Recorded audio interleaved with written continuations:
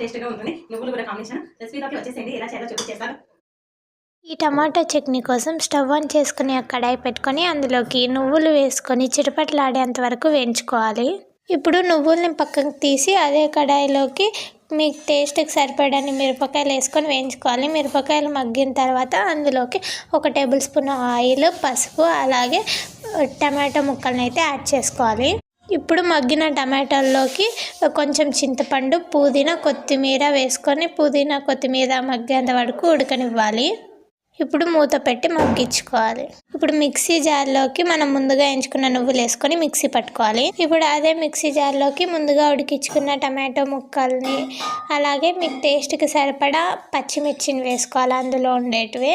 అలాగే ఉప్పు వేసుకోవాలి, మెత్తగా మిక్సీ పట్టుకోవాలి. అంతే అండి, ఎంతో టేస్టీగా ఉండే టమాటో చట్నీ రెడీ. అబ్బబ్బా ఎంత బాగుంటుందో